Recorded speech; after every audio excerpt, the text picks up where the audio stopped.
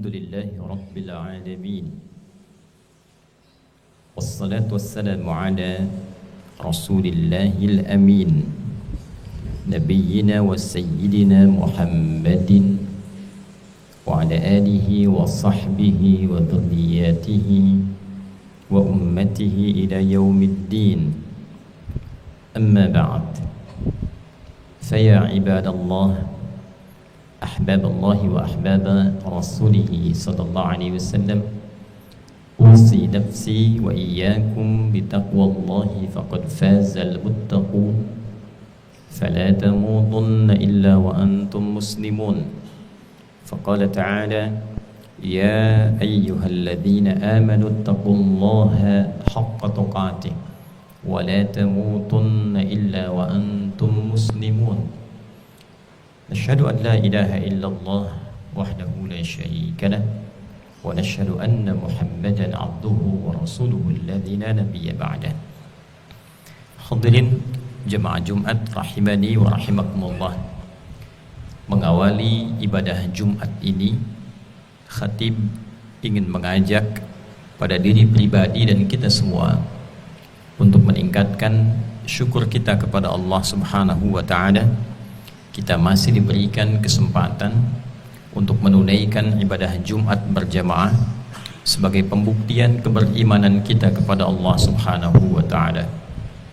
Alhamdulillah, dari sekian hamba Allah yang masih hidup sampai dengan hari ini, kita masih diberikan kemampuan untuk beriman. Dan di antara sekian yang mengatakan dirinya beriman, kita masih diberikan kekuatan untuk membuktikan keberimanan kita kepada Allah dengan menunaikan ibadah salat Jumat di hari ini. Semoga Jumat kali ini dijadikan oleh Allah Subhanahu wa taala sebagai Jumat terbaik dari sekian Jumat yang pernah kita tunaikan. Hadirin, saat ini menjadi Jumat terakhir di bulan Syawal tahun 1446 Hijrah. Pembuka Syawal itu adalah penanda berakhirnya Ramadan. 1 Syawal menandakan Ramadan yang telah berlangsung selama sebulan, pendidikan spiritual, pendidikan sosial, pendidikan ibadah yang maksimal tuntas diselesaikan. Akhir Syawal menjadi penanda masuknya ibadah baru pada awal musim haji.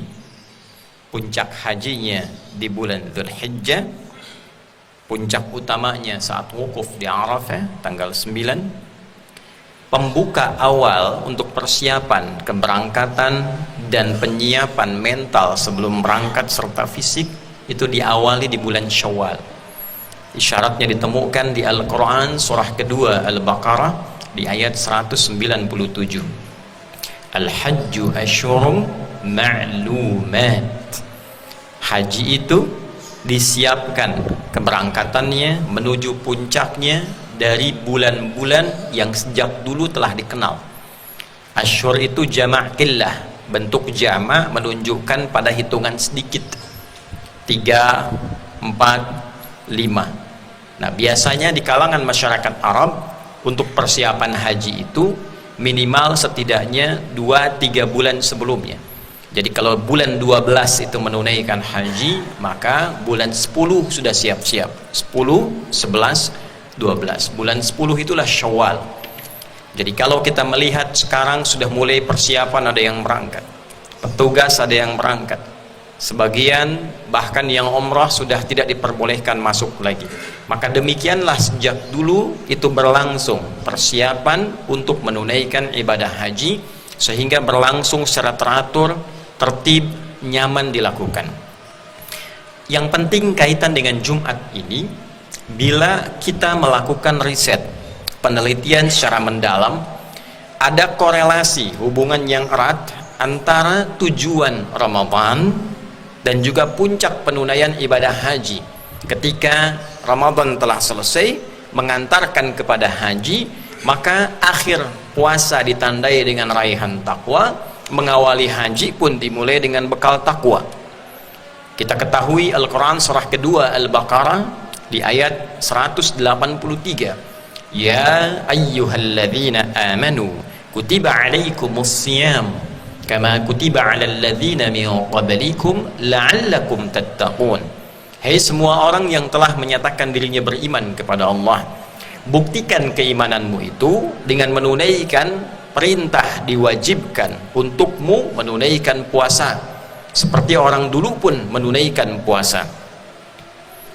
Dengan penunaian puasa itu diharapkan kalian sukses melewatinya, mampu meningkatkan takwa. Jadi ciri keberhasilan orang puasa itu takwanya meningkat, baik takwa secara spiritual, hubungan dengan Allah, sholatnya menjadi lebih bersemangat, meningkat, baca Al-Qurannya lebih semangat. Tidak harus di-compare, dibandingkan dengan saat Ramadan, terlalu jauh. Ramadan bisa khatam 3 kali, Ramadan bisa khatam 4 kali, Ramadan bisa khatam 2 kali. Bandingkan dengan sebelum Ramadan. Sebelum Ramadan baca cuma 1 lembar misalnya, pasca Ramadan jadi 2 lembar. Sebelum Ramadan jarang tahajud, pasca Ramadan senang tahajud. Peningkatan spiritual.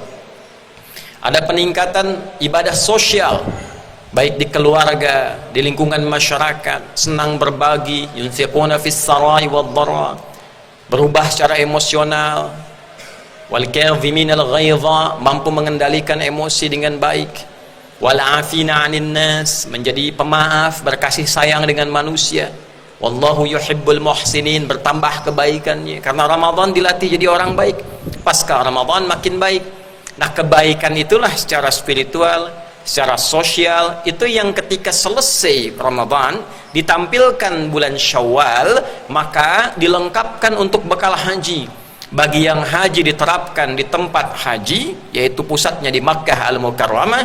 Bagi yang tidak haji nanti diteruskan puasa lagi, masuk dari awal Dzulhijjah, diperbanyak sampai ke tanggal nanti puncaknya 9, maka mendapatkanlah kenikmatan takwa di dalamnya. Teruskan di ayat 197 surah Al-Baqarah itu, Al-Hajju ashhurum ma'lumat faman farada fihinna al-hajja fala rafatha wala fusuqa wala jidala fil hajj wa ma taf'alu min khairin ya'lamuhu Allah wa tazawwadu fa inna khairaz zadi taqwa. Yang sudah siap-siap akan berangkat haji, kata Allah, silahkan disiapkan, cari bekal yang baik, jangan berkata kotor, sama dengan hadis tentang puasa. Fala yarfuth wala yajhal, jangan berkata-kata kotor, jangan bertindak yang tak pantas. Fala rafatha wala fusuqa, jangan menyimpang, jangan berkata kotor, pengendalian emosi. Tindakan yang baik dilatih selama Ramadan. Apapun yang kita kerjakan dari kebaikan, Allah Maha tahu. Jangan mengklaim jadi orang baik, jangan mengklaim yang paling suci, karena Allah paling tahu keadaan hati kita. Wa tazawwadu, tapi tetaplah terus memperbaiki diri, berbekal, memperbaiki diri supaya lebih mulia lagi. Fa inna khairaz zadi taqwa, dan bekal menjadi baik itulah takwa. Dan selama Ramadan kita menikmati betul upaya untuk membuat diri kita semakin lebih baik. Pikiran dijaga supaya berpikirnya yang baik saja, lisan dijaga supaya berkatanya yang baik saja, telinga dijaga supaya mendengar yang baik saja, sampai ke ujung kaki. Harta pun dijaga. Koruptor, pencuri, penipu, itu Ramadan bisa libur supaya menjaga dirinya dalam perbuatan yang baik. Dunia seimbang, makan secukupnya, sahur awalnya banyak, setelah kemudian mulai sesuai dengan kebutuhan. Awal buka puasa semua dikumpulkan, setelah menikmati 1 hari, 2 hari, 3 hari secukupnya. Minum air bening selesai, minum teh manis baru 1-2 tegukan sudah merasa nyaman. Itulah hakikatnya kehidupan kita, keseimbangan antara kebutuhan dunia untuk diarahkan kepada kehidupan akhirat. Dunia bukan tempat tinggal, tapi dunia tempat meninggal. Kita akan tinggalkan. Orang cerdas itu akan membawa bekal secukupnya di tempat transit untuk kebutuhan di tempat puncak yang akan dia tuju. Anda akan berangkat misalnya dari Indonesia ke Amerika, transitnya sebentar di Jepang, tujuannya ke Amerika, bawa bekal misalnya 100 juta. Apakah akan dihabiskan di Jepang? Mustahil. Di Jepang paling kita misalnya beli A, beli B, kebutuhan sebentar untuk 2-3 jam. 1 juta, 2 juta. Tapi selebihnya itu kita siapkan untuk tinggal di Amerika tadi, tujuan akhirnya. Karena puncaknya akan ke sana. Saya akan ke Saudi, transit dulu misalnya di Dubai. Apakah semua uang yang dibawa untuk bekal ke Saudi itu dihabiskan di Dubai? Tidak. Karena puncak tujuan kita pada akhir tujuannya. Demikianlah pada akhirnya puncak tujuan kita itu ada di akhiratnya. Harapannya di surganya. Maka kita sekarang sedang mencari bekal, tempat transitnya dunia untuk mengumpulkan bekal akhirat. Jadi jangan dihabiskan waktunya selesai untuk urusan dunia semua. 24 jam itu berapa yang jadi akhiratnya? Baiknya Allah kepada kita, semua kegiatan dunia kita itu punya nilai akhirat. Jika diniatkan untuk ibadah, makannya ibadah, minumnya ibadah, kerjanya ibadah. Ciri ibadah itu 2. Yang pertama adanya niat untuk menjadikan kegiatan itu diridhai oleh Allah Subhanahu wa taala. Niatkan supaya Allah ridha, niatkan karena Allah. Karena itulah kemudian setiap pergerakan kita disandingkan dengan doa. Bangun tidur ada doanya. Karena supaya bangun tidur itu punya nilai ibadah, ini tuntunannya ini. Doanya. Makan ada doanya, minum ada doanya.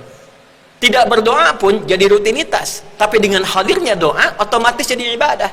Yang tak hafal doa, bismillahirrahmanirrahim. Selesai sesuatu, alhamdulillahirrabbilalamin. Jadi ibadah selesai.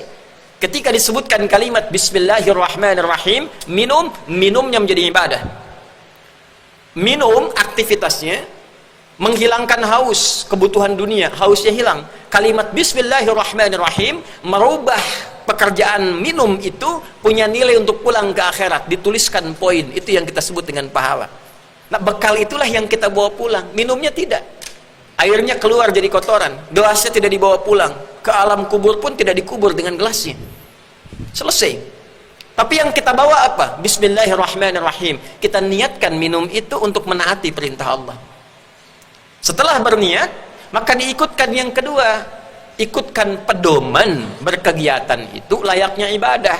Bagaimana pedomannya supaya ibadah itu benar-benar terwujud? Bekerja ibadah itu pedomannya bagaimana? Maka turunlah rambu-rambunya, turun tuntunannya. Yang mau jadi petani boleh, yang mau jadi di kebun boleh, yang mau jadi insinyur boleh, yang di militer tentara boleh, yang di Polri boleh, yang jadi diplomat silahkan, yang jadi insinyur boleh silahkan, pebisnis, pedagang, pengusaha silahkan. Kalau berniaga sekaya-kayanya, kalau cari ilmu sepintar-pintarnya, kalau kedudukan setinggi-tingginya, rambu-rambunya apa? Jujur, tidak boleh mencuri, tidak boleh menipu, tidak boleh korupsi, gunakan pada yang benar, maslahat untuk keluarga, orang-orang sekitar. Itu aturannya. Nah, aturan itulah secara singkatnya disebut dengan takwa. Ada aturan spiritual, silahkan jadi pejabat sampai tinggi. Aturan spiritualnya apa? Jangan tinggalkan sholat, karena bagaimanapun kita tetap hamba. Setinggi-tingginya jabatan, meninggal juga, pulangnya kepada Allah. Apa yang menunjukkan kita itu hamba Allah? Aktivitasnya itu sholat. Innani anallahu la ilaha illa ana fa'budni wa aqimis salata li dzikri. Akulah Allah, satu-satunya Tuhan yang dipertuhankan dan disembah. Kalau engkau bertuhan kepadaku, kata Allah, buktikan kebertuhananmu dengan menyembahku. Tunaikan lewat sholat. Jadi sholat itu konfirmasi kebertuhanan kita kepada Allah. Ciri orang bertuhan Allah itu sholat. Nanti kalau meninggal, walaupun dia kaya, tinggi jabatan, pintar, tapi nggak pernah sholat, repot pertanggungjawabannya. Bekal akhiratnya kosong. Saat yang bersamaan, buktikan benarnya sholat dengan menampilkan nilai-nilai sosial yang baik. Inna sholata tanha anil fahsya wal munkar. Ini muslim, bagus. Cirinya apa? Sholat. Apa bukti berhasilnya sholat itu? Pribadinya menjadi baik. Tindakan-tindakan yang tidak baik dia tinggalkan. Fahsya, keburukan yang bersumber dari syahwat. Maaf, pornografi, porno aksi, zina, LGBT, turunannya itu fahsya. Mungkar, tindakan yang diingkari oleh nafsu. Ya, nafsu diikuti, diingkari oleh hati kita. Sumbernya nafsu, perut dan akal. Maaf, mencuri, merampok, membunuh, dan turunan-turunan lainnya itu mungkar. Menipu, berselisih, ribut, berkelahi itu mungkar. Jadi orang sholat itu tak mungkin menipu. Orang sholat itu tak mungkin mencela. Orang sholat itu tak mungkin melukai. Ada rambu-rambunya. Intinya, sepanjang jadi muslim yang bertakwa, pasti jadi orang baik. Nah sekarang, dengan kesadaran itu, kita tinggal di dunia sebentar. Kita pasti akan pulang. Logika mengatakan bekal pulang harus lebih banyak kita siapkan dibandingkan dengan bekal transit.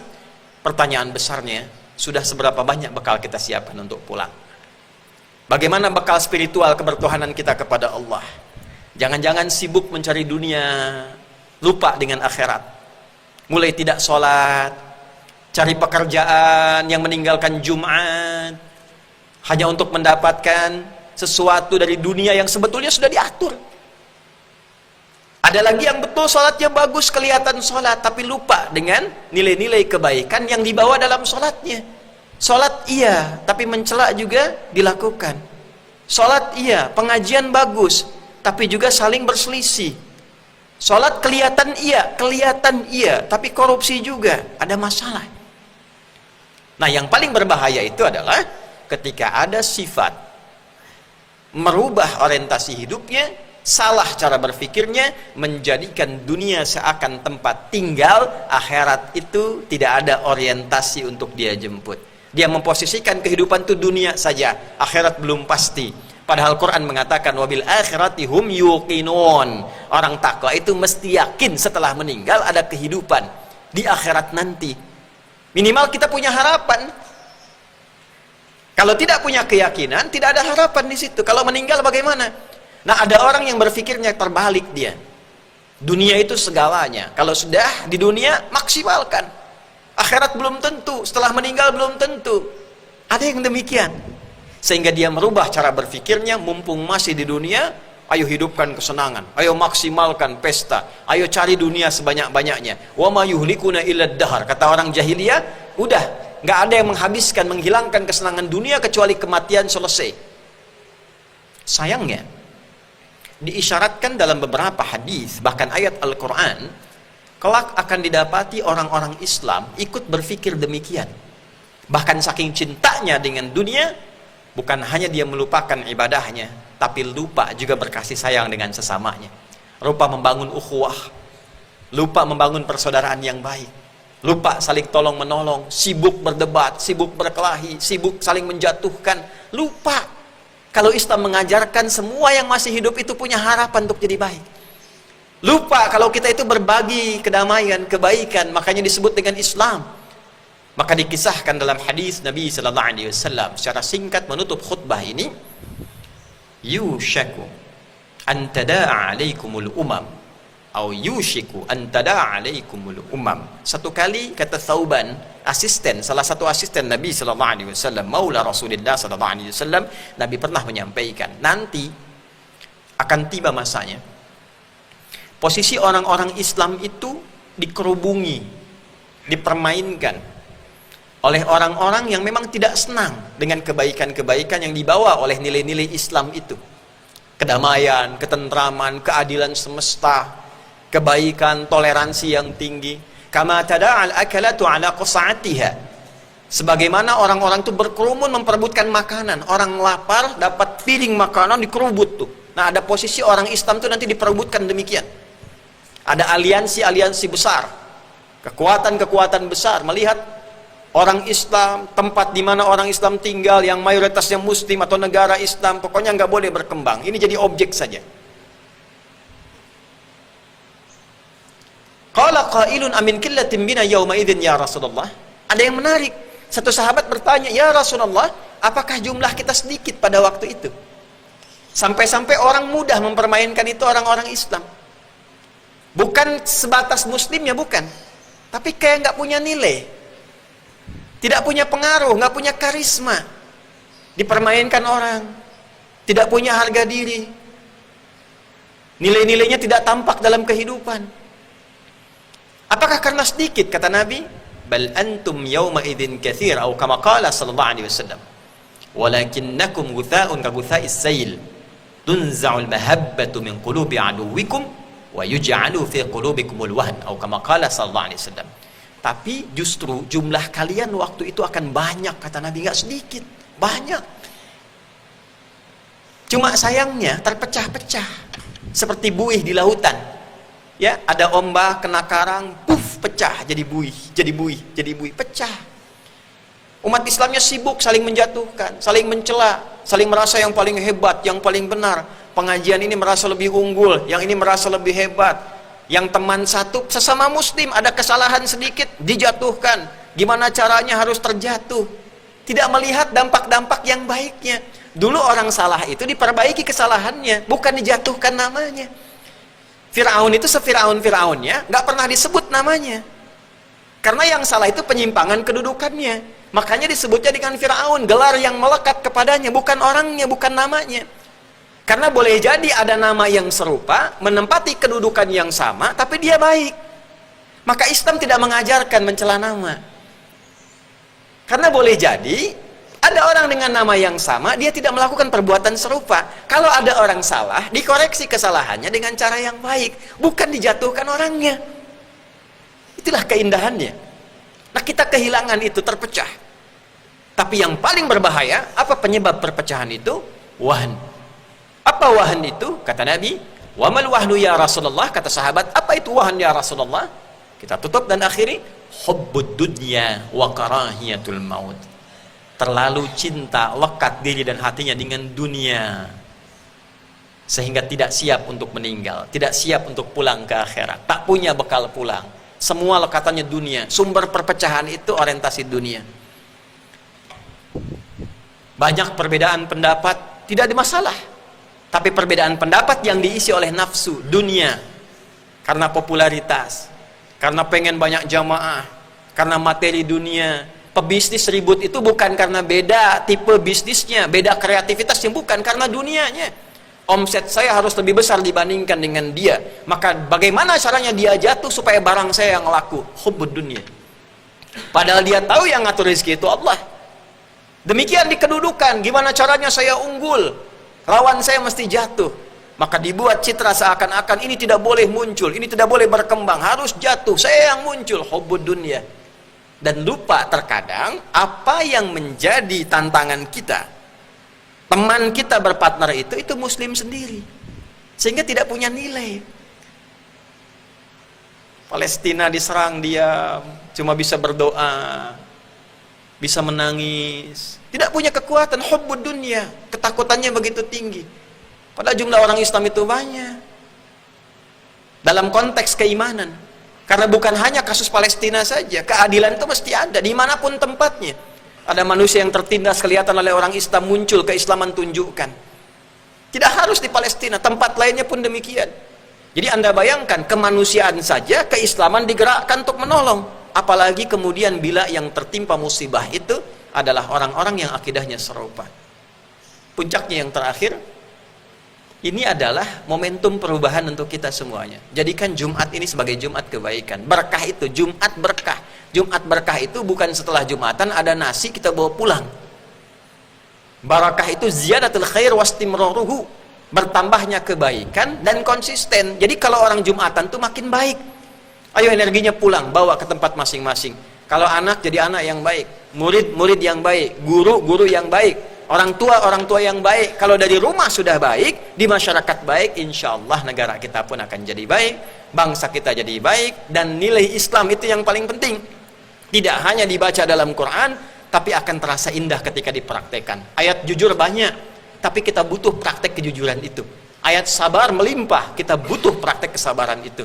Demikianlah mari kita berubah menjadi muslim yang lebih baik, pulang dalam keadaan baik, sehingga menjadi husnul khatimah. Husnun itu baik, punya nilai di sisi Allah. Penutup hidupnya baik, punya nilai di sisi Allah subhanahu wa ta'ala. Oleh karena itu, hati-hati dengan bahaya hubbud dunya ini. Ditutup dalam ayat Al-Quran surah ke-6 Al-An'am di ayat ke-44. Falamma nasu ma dzukkiru bihi fatahna alaihim abwaba kulli syai'. Kalau sudah diingatkan, diberi pencerahan, tetap merasa tidak penting dan lupa dengan itu semua. Ada orang-orang yang diingatkan, diberi pencerahan, abai dengan itu, lupa. Maka kata Allah, kalau sudah begitu, dibukakan baginya segala pintu yang baik-baik kelihatannya di dunia. Semua kelihatan baik. Maksiat jadi baik, zina jadi baik, judi jadi baik, mabuk jadi baik. Semua dibuka seakan-akan netral. Fatahna alaihim abwaaba kulli syai' hatta idza farihu bima utu, sampai nanti ketika pesta nyaman, enak, maka datanglah kemudian hukuman kami. Pada saat itulah mulai dia putus asa karena tidak ada waktu lagi untuk kembali. Hatta idza farihu bima utu, sampai ketika mereka nyaman dengan maksiat, korupsinya sampai nyaman, mabuknya sampai nyaman, zinanya sampai nyaman, merasanya biasa-biasa saja, barulah datang pertanda hukuman Allah. Dibuka aibnya, baru terasa tuh, ya, dibuka celaknya. Itu kesempatan kecil untuk taubat. Kalau masih begitu, segera taubat. Sampai tiba waktunya kematian menjelang, sudah tidak ada waktu untuk kembali. Semoga kita digolongkan pada golongan orang-orang baik. Mari kita jadi orang baik sampai kita pulang sebagai orang baik dan kembali kepada Allah yang Maha Baik. Barakallahu li wa lakum fil Qur'anil azim wa nafa'ani wa iyyakum bima fihi minal ayati wa dzikril hakim. Wa taqabbala minni wa minkum tilawatahu innahu huwas samiul alim. Ud'ullaha yastajib lana wa lakum jami'an.